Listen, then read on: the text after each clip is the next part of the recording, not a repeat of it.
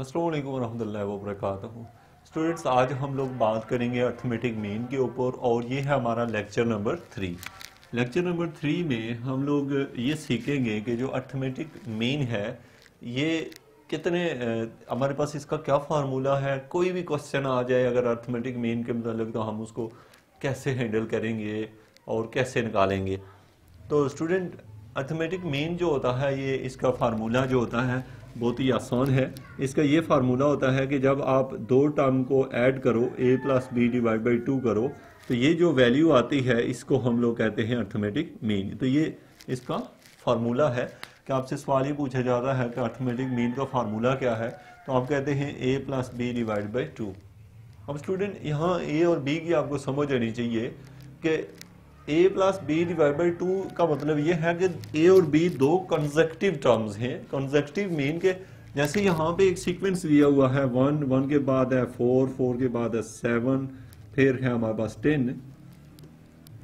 तो ये स्टूडेंट, ये जो सीक्वेंस है ना, इस सीक्वेंस में a जो है वो 1 है और b 10 नहीं हो सकता। अगर a 1 है तो b 4 होगा, यानी दोनों कंसेक्टिव टर्म्स होती हैं a और b, ठीक है। और अगर यानी कि फिर उसमें से जो वैल्यू निकलती है वो उसका मीन होता है। अब हमारे पास स्टूडेंट सवाल ये है कि जैसे ये आपको क्वेश्चन पूछा जाता है, find 3 arithmetic mean between √2 and 3√2।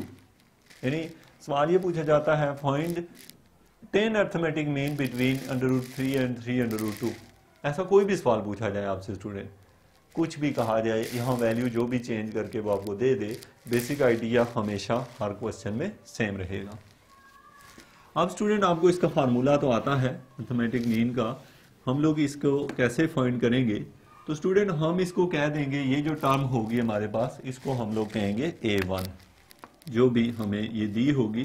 तो इस टर्म को अगर हम लोग a1 कह दें और ये जो टर्म है इसको स्टूडेंट हम लोग अगर लास्ट टर्म कह दें, यानी कि ये an है 3√2, ये पहली और आखिरी टर्म है स्टूडेंट। अब हम सबसे पहले जब सॉल्यूशन किया करेंगे ना स्टूडेंट, तो हम क्या करेंगे, जो वैल्यू दी होगी वो लिखेंगे, लिखे सबसे पहला ये। फिर स्टूडेंट आप पता है क्या करेंगे, आप ये करेंगे फाइंड द 3 अर्थमेटिक मीन का मतलब ये है कि आपने 3 a1 a2 और a3, यानी अगर यहाँ 10 दिए हुए तो 10 तक लिखो स्टूडेंट आप, यहाँ पे 3√2 ये। तो आपको उसने यही पूछा था कि 3 अर्थमेटिक मीन निकालें, तो हमने कहा कि एक हमने a1 रख लिया, दूसरा a2 और a3, लेकिन हमने ये अभी निकालने हैं, इसको हम लेट कर लेते हैं कि ये हमने रख लिए हैं। अब स्टूडेंट, आप इनकी तरतीब को काउंट करें, इस स्टेप को बेशक छोड़ दें, आप ये ना करें, ये यहाँ से स्टार्ट लें। अब यहाँ पे स्टूडेंट ये जो पहली टर्म होती है इसको हम लोग a1 कहते हैं, और ये आप लोग बता सकते हैं कितने नंबर वाली टर्म है, ये a1 है। तो a1 की वैल्यू है स्टूडेंट √2, और बाज बुक में स्टूडेंट a1 को a ही लिखा होता है जनरल, तो उससे कोई फर्क नहीं पड़ता। तो अब यहाँ पे है जैसे ये a1 है स्टूडेंट, और ये कितने नंबर पे है, 1 2 3 4 5वें नंबर पे है स्टूडेंट, तो ये होगी स्टूडेंट a5।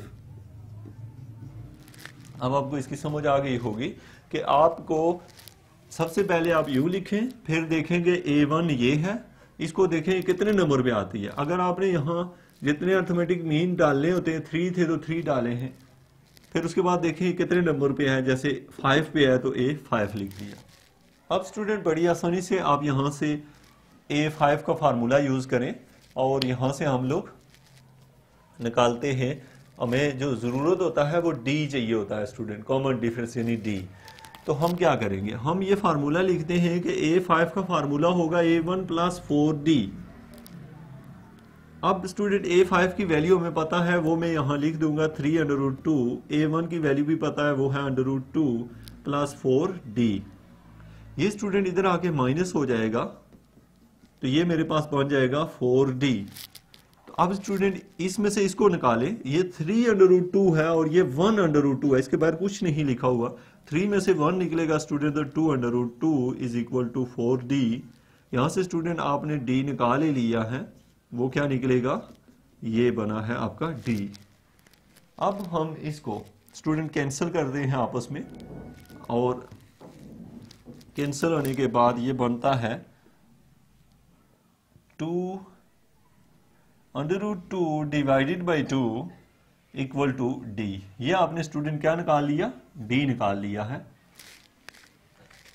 कटिंग होने के बाद ये बचा है आपका डी। अब स्टूडेंट आपका जो क्वेश्चन है कि हमने तो A1 निकालना है। अब स्टूडेंट आप गौर से देखें तो A1 दूसरे नंबर पे है, ये याद रखें।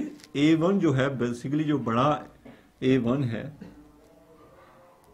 बड़ा जो A1 है वो किसके इक्वल है, यहां से ये बात समझिएगा कि जो छोटा A1 है वो ये है, ये बेसिकली छोटा A1 है, ये A2 है, ये छोटा A2 है लेकिन बड़ा A1 है। तो अब बड़ा A1 जो है स्टूडेंट ये बराबर होगा A1 प्लस डी के, 1D क्यों, क्योंकि आप इसका फार्मूला देखें कि आपको पता है A2 का फार्मूला होता है A1 plus 2 minus 1 into D, तो जिसको हम लिखेंगे A2 is equal to A1 plus D. तो इसी A2 को ही हमने स्टूडेंट बड़ा A1 कहा हुआ है, तो इसलिए आपको समझ आ गई होगी कि ये A1 ऐसे निकलेगा। अब A1 हम निकालते हैं, A1 की वैल्यू है √2 और D की वैल्यू है यहाँ कहीं लिखी थी अभी, ये लिखी हुई है √2 डिवाइडेड बाई 2। ये है स्टूडेंट हमारे पास A1 की वैल्यू। अब इसका एलसीएम ले लें तो ये बनता है 2√2 plus √2 equal to 3√2 divided by 2।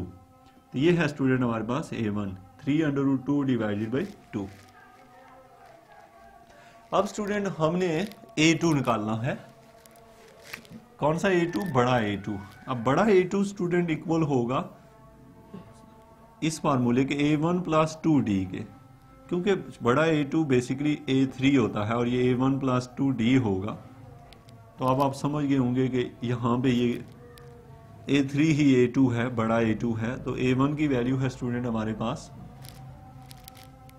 A1 की वैल्यू आपके पास कहाँ है, इस A1 की √2 है, और 2D की वैल्यू है स्टूडेंट हमारे पास ये है 2√2 डिवाइडेड बाई 4 है।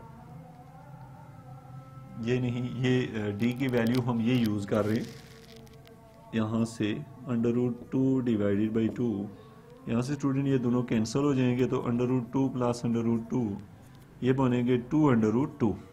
ये बना है हमारे पास A2 स्टूडेंट। अब स्टूडेंट एक और वैल्यू है जो हमने बड़ा A3 निकालना है, वो कैसे निकालेंगे, A3 is equal to A1 plus 3D,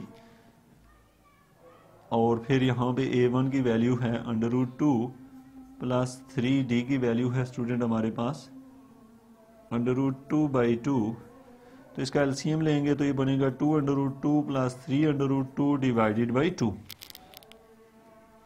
तो ये स्टूडेंट हमारे पास बनता है, ये बनेगा 5√2 बाई 2।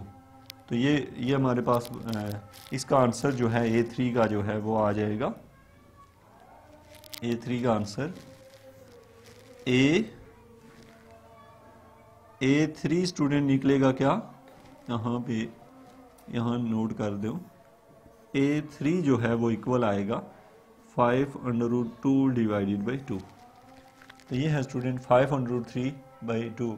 तो इस तरीके से आप लोगों को अर्थमेटिक मीन जो है वो सवाल पूछा जाता है। ये था आज का लेक्चर, इंशाल्लाह नेक्स्ट लेक्चर में मिलेंगे। Thank you very much for watching education.